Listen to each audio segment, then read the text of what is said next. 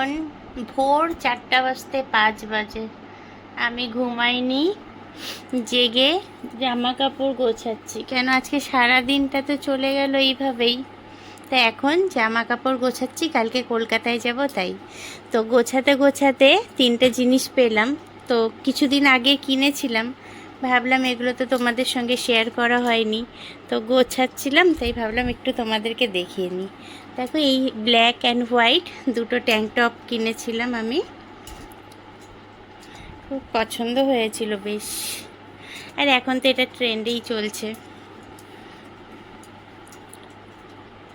তো এই যে একটা ব্ল্যাক অ্যান্ড একটা হোয়াইট ট্যাঙ্ক টপ কিনেছিলাম। আর এই ট্রাউজার বলো প্লাজো বলো, এত ভালো না ফিটিংসটা, তো এটাও নিয়েছিলাম। এগুলো শপার স্টপ থেকে নিয়েছিলাম, পরেও ভালো আর ফিটিংসটা এত সুন্দর, খুব ভালো লেগেছিল। তো এই দেখো,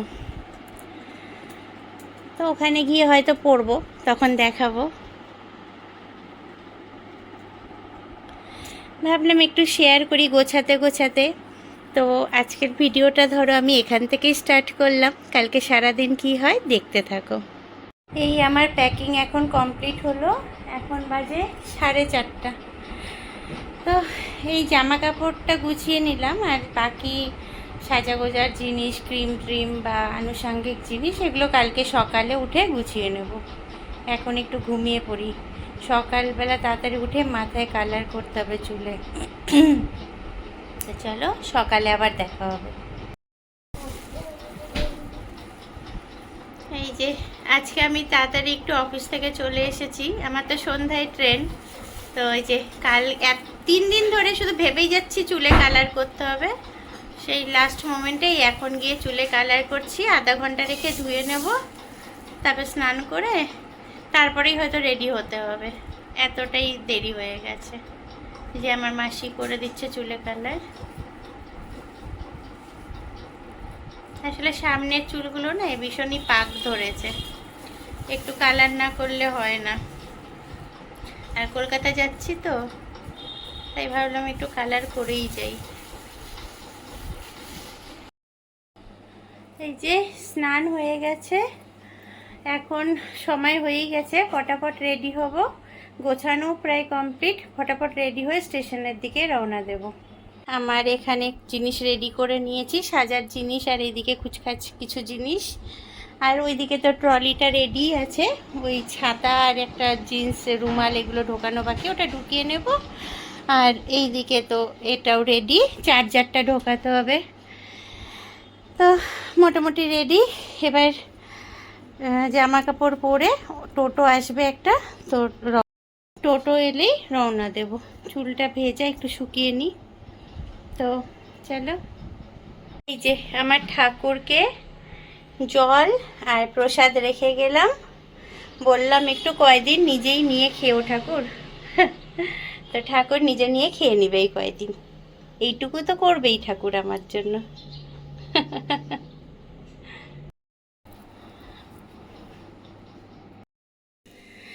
তো এই তো যাওয়ার জন্য রেডি হয়ে গিয়েছি, এখন টোটো আসলে চলে যাব।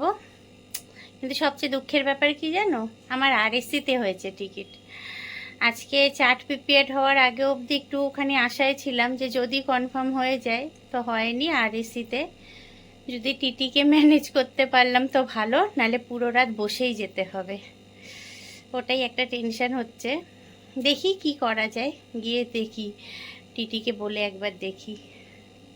আর আজকে শিলিগুড়িতে খুব জোরদার বন্ধ চলছে জানো। সকালবেলা যে অফিস গিয়েছিলাম, একটা দোকানপাট কিছু খোলা নেই, টোটো নেই রাস্তায়, কিছু মানে কোনো বড় গাড়ি নেই। তো যাই হোক, 6টা অবধি তো বন্ধ, তারপর 6টার পরে খুলে যাবে। তো আমার টোটো যাকে বলেছি দাদাকে, সে আসবে, ওই নিয়ে যাবে। তো এখনও হয়তো বন্ধই থাকবে 6টার পরে, আর কারাই বা খুলবে বলো, খুব কম দোকানপাটই আর খুলবে। তো যাই, মেয়ের কাছে যাচ্ছি।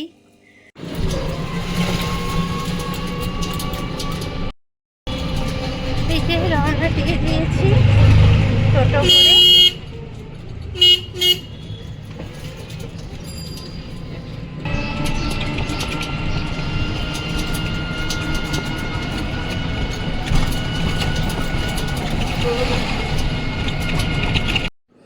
আর এইটা দেখেছো শিলিগুড়ির ভেনাস মোড়, মানে হচ্ছে হাসমি চক।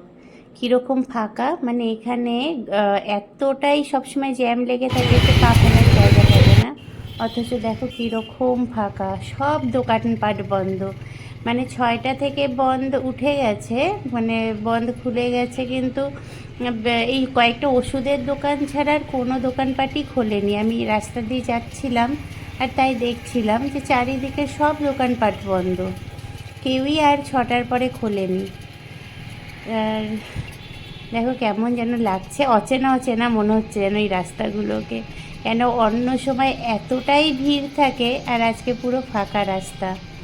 ভাগ্যিস 6টার সময় বন্ধটা উঠেছিল, নাহলে আমিও স্টেশনে পৌঁছাতাম কীভাবে তাই ভাবছি। তো যাই হোক, আমাদের পাড়ার যে টোটো এক দাদা আছে প্রদীপদা, ওই প্রদীপদাই আমাকে নিয়ে যাচ্ছে। আমি জিজ্ঞেস করেছিলাম সকালেই যে তুমি যাবে তো, বলে হ্যাঁ 6টার পরে তো তাহলে যেতে পারবো। তো এই দেখো, এটা শিলিগুড়ির হিল কর্বেট। এদিকে দুই দিকেই আমি রাস্তার শুধু দেখাচ্ছি যে কি পরিস্থিতি। দেখো বন্ধটা বেশ ভালোই হয়েছে এদিন। আমি একটু আগেও বললাম না, সকালেও আমি অফিস যাওয়ার সময় দেখছিলাম পুরো, মানে কোনো দোকানপাট কিচ্ছু খোলেনি আজকে। সাধারণত এখন বন্ধগুলোতে সেইভাবে হয় না, কিন্তু এটা একটা সেন্সিটিভ ইস্যু ছিল যেটার জন্য আজকের বন্ধটা। তো দেখি সবাই সমর্থন করেছে আর সবাই দোকানপাট সব বন্ধ রেখেছে। আর এই বিকেল হয়ে গেছে বলে কিছু পার্সোনাল কারগুলো এখন বের হয়েছে।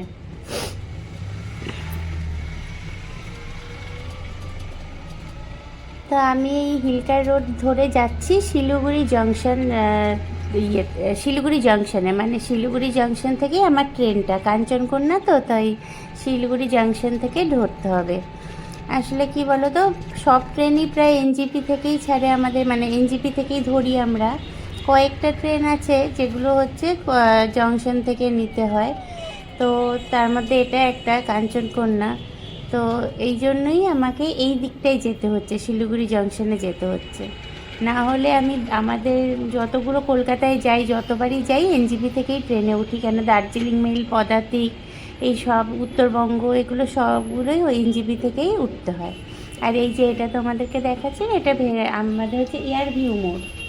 এখানে একটা এয়ার ভিউ হোটেল আছে, সেই এয়ার ভিউ হোটেলের নামে এই মোড়টার নাম এয়ার ভিউ মোড় হয়ে গেছে। এইটার পরেই হচ্ছে মহানন্দা ব্রিজটা। এই মহানন্দা ব্রিজ পার হলেই ব্যাস, তাহলেই শিলিগুড়ি জংশন। ওখানে বাস টার্মিনাসও আছে, আবার রেলওয়ে স্টেশনও আছে। তো মহানন্দায় সেরম কিছু জল নেই, তাও আমি একটু তোলার চেষ্টা করলাম যে দেখি, কিন্তু এত আবার জ্যাম এই দিকটায়, এত রাস্তায় গাড়ি যে আমি ভালো করে নিতেই পারছিলাম না। আর এই মহানন্দা ব্রিজের ওই ধোয়া দেখতে পাচ্ছ, ওই জায়গাটাই ঠিক হচ্ছে আমাদের এখানকার যে ক্রিমেটোরিয়ামটা ওটা আছে। তো ধোয়াগুলো অন্য কোনো কারণ, ওই জামা কাপড় হয়তো পোড়াচ্ছে। আর এখানে ইলেকট্রিক চুল্লি আছে, তার সাইডে আবার মন্দিরও আছে। তো দেখো মন্দিরটাও দেখাবো, এই দেখো মন্দির। আর এর নিচে মানে শ্মশানের মধ্যে একদম একটা মা কালীর মন্দিরও আছে। এইদিকে একটা না পার্কের মতো করা আছে জানো, কিন্তু এখন বৃষ্টির জলে মনে হয় পুরো জঙ্গল হয়ে গেছে। এই আমার ডান দিকটায় এই দেখো, এখানে খুব সুন্দর সাজানো থাকতো, কিন্তু এমনিও রাস্তাঘাটের খুব খারাপ অবস্থা, চারিদিকে খুব কাজ হচ্ছে তো ইলেকট্রিকের, সব রাস্তায় খুঁড়ে টুড়ে একাকার অবস্থা। কয়েকদিন পরে আবার সুন্দর হবে হয়তো। তো এই যে আমরা মহানন্দা ব্রিজ পার করে গেছি। তো এখানে দুটো বড় বড় হোটেলও আছে। আর এই জায়গাটা দেখো, এখানে না ছোট ছোট ছোট প্রচুর দোকান বসে, মানে সব জামা কাপড়েরই দোকান। আর এই জায়গাটা একদম গিজ গিজ করে দোকানপাটে, কিন্তু আজকে একটা দোকানও খোলেনি, পুরো ফাঁকা হয়ে আছে।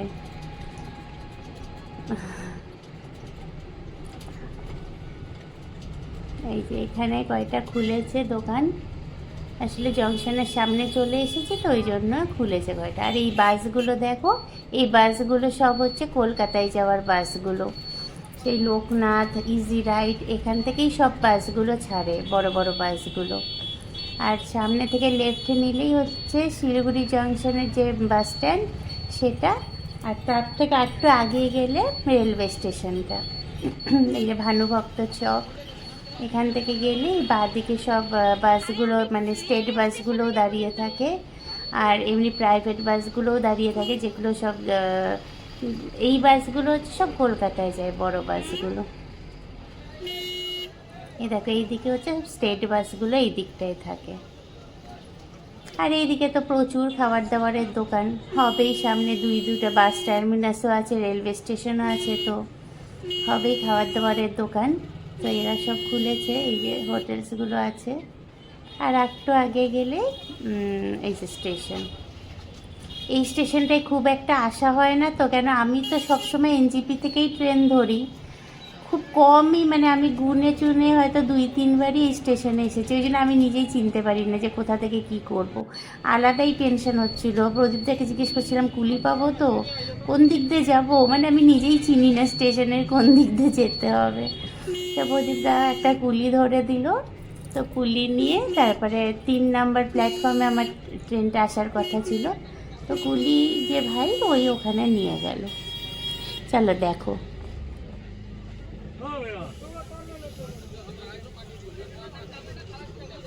এখানেই নামতে হবে? হ্যাঁ হ্যাঁ, কুলি নিব তো।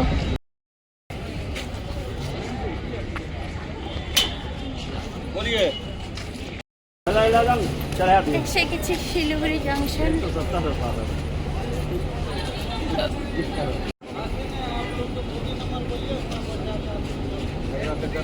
आप नहीं जाएंगे? एक ही बात है, उनको बोल दीजिए। बोल दिए जो 170 है। जो बात हुआ है वही दीजिएगा, आपको जैकेट। हाँ हाँ ठीक है।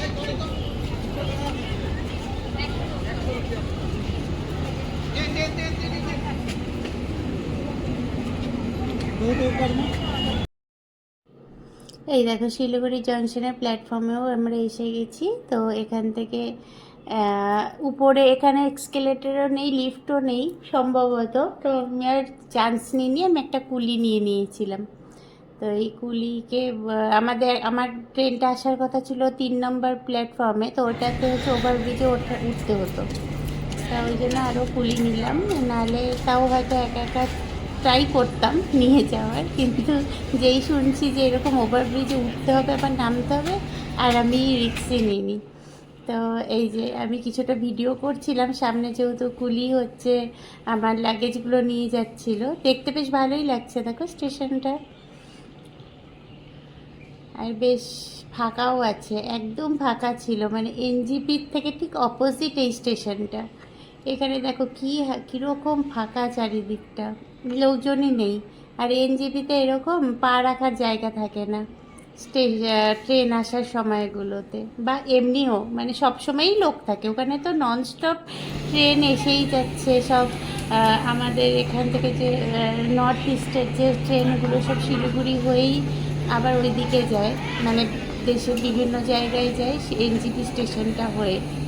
তো ওই জন্য ওই স্টেশনগুলো, আমাদের এনজিপি স্টেশন সবসময় খুব ভিড় থাকে আর লোকজন, ট্রেন, অনেক বড় স্টেশন আমাদের এনজিপিটা, অনেক বড় স্টেশন। আর এটা একটু ছোট স্টেশন, একটু না মানে একদমই ছোট একটা স্টেশন। তো এই যে অনেকটাই আগে চলে এসেছি বলে স্টেশনে বসে ওয়েট করছি, বসে না দাঁড়িয়ে, এখনও দাঁড়িয়ে আছি, একটু পরে বসবো, বসে ওয়েট করছি। আর এই টুকটাক একটু ভিডিও করছি টাইম পাসের জন্য, কি করব। তো যেন আমার ট্রেনটা খুব তাড়াতাড়ি চলে এসেছিলো, মানে ট্রেন আসার কথা ছিল অ্যাকচুয়ালি 7:35, সেখানে 6:30টায় ট্রেন চলে এসেছে, ভাবতে পারো এতটা আগে ট্রেন ঢুকিয়ে দিয়েছে, মানে বিফোর টাইমে। তো কি তারপরে কি করব, ট্রেনে উঠেই চুপচাপ বসেছিলাম অনেকক্ষণ। তো চলো দেখো।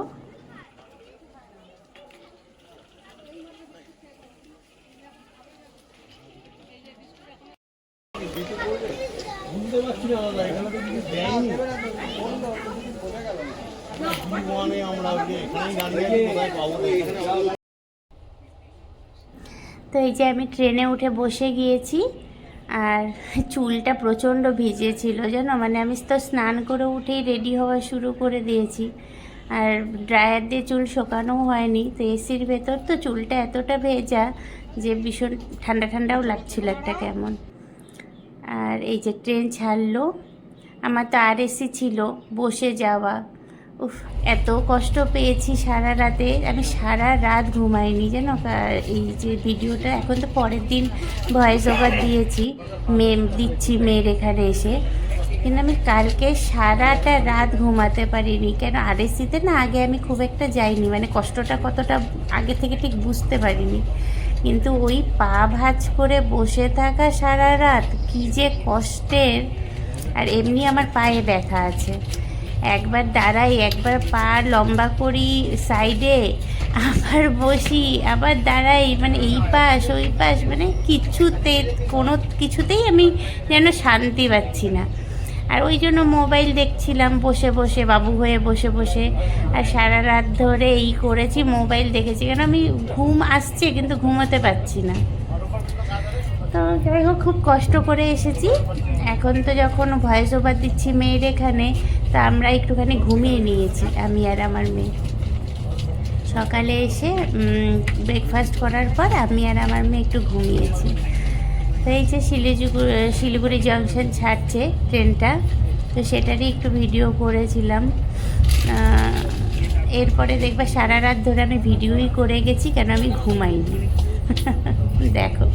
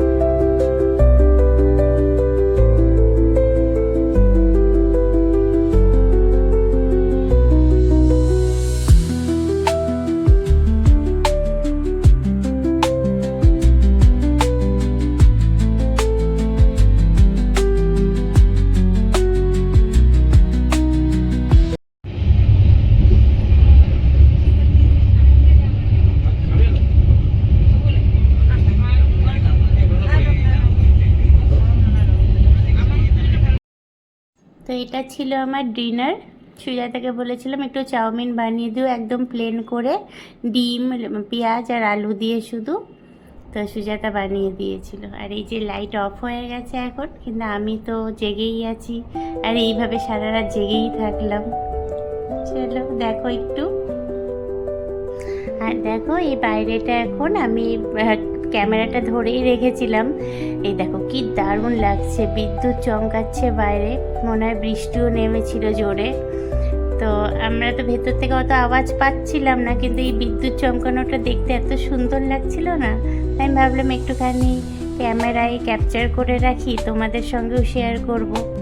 বেশ জোরেই বিদ্যুৎ চমকাচ্ছিল, মনে হয় মাঝে মাঝে বিশাল বড় বড় আলো জ্বলে উঠছিল।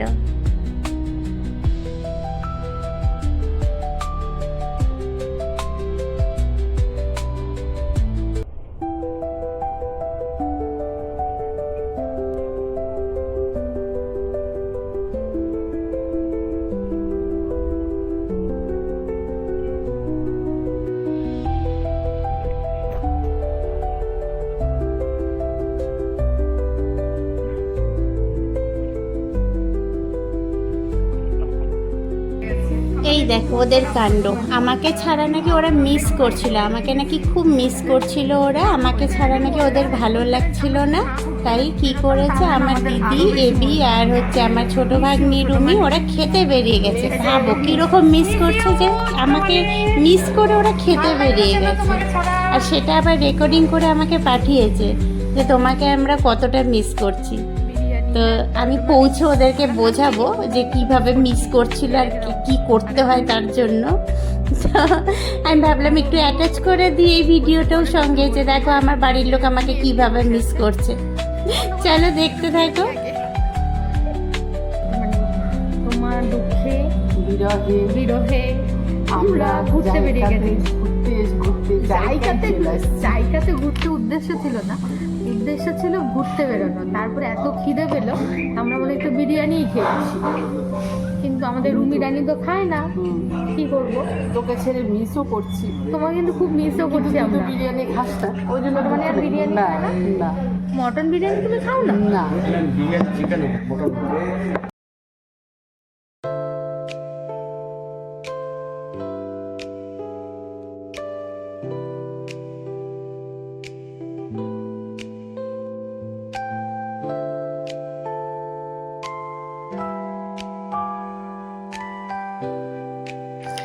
আর এই যে গাড়ি এখন মালদা স্টেশনে ঢুকছে, আর আমি এইভাবেই বিনিদ্র রাত কাটাচ্ছি। সব স্টেশনগুলো দেখে যাচ্ছি, আর হচ্ছে ভিডিও করছি, কখনো কখনো করছি না, কখনো গান শুনছি, কখনো আবার ইউটিউবে অন্য ভিডিও দেখছি। এইভাবেই কাটিয়েছি আমি এই রাতটা।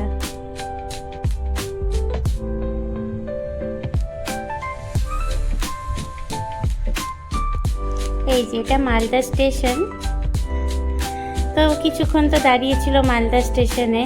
আর মালদার উপরে একটা আলাদা আমার বিজনেস আছে, কেন বলো তো? মালদায় আমার মামা বাড়ি। তো কিছুদিন আগে অবশ্য এসেছিলাম, মালদায় আসিনি, সেটা ছিল কলিগ্রামে, দাদুর বাড়ি যেটা কলিগ্রাম চাঁচলের কাছে, সেখানে গিয়েছিলাম ভাইয়ের বিয়েতে। আর মালদাতেও ছোটোবেলা থেকে প্রচুর এসেছি, আমার সব মাসিদের বাড়ি, বড় মামার বাড়ি মালদায়। তো মালদার উপরে একটা আলাদা টান আছে। তো মালদা স্টেশনে এসে সেটাই মনে পড়ছিল।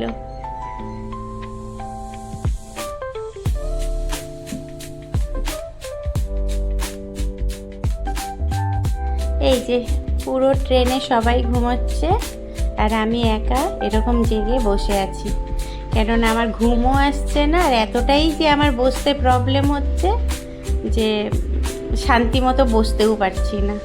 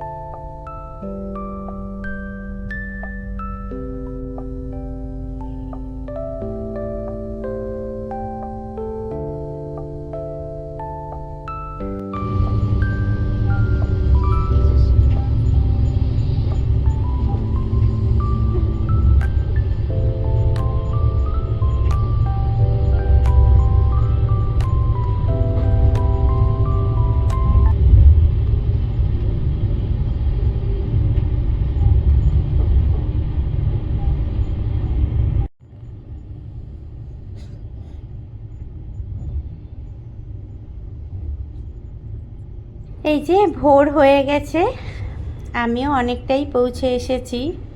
এটা সম্ভবত বর্ধমানের এই দিকে। তো আর শুধু নিজেকে বোঝাচ্ছি আর কিছুক্ষণ, এই তো পৌঁছে যাব, এই করে নিজের মনকে সান্ত্বনা দিচ্ছিলাম আর এই ভিডিওগুলো করছিলাম। তো প্রায় পৌঁছেই গেছি।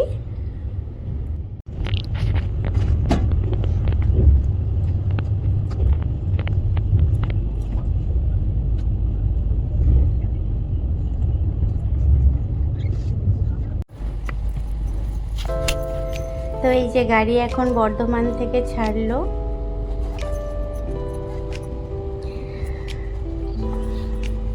আর অল্প সময় তারপরেই পৌঁছে যাব।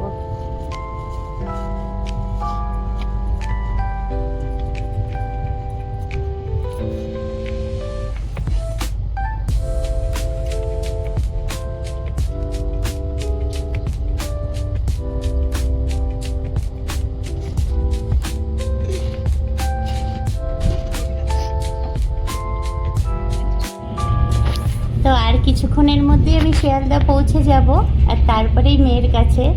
তো আজকের ব্লগটা আমি এখানেই শেষ করছি। পরের ব্লগে আবার দেখাবো আমার মেয়ের কাছে পৌঁছানো। তো আজকে এইটুকুই থাক, চলো আবার দেখা হবে নতুন একটা ব্লগে। ততক্ষণ তোমরা সবাই ভালো থেকো। তো চলো টাটা।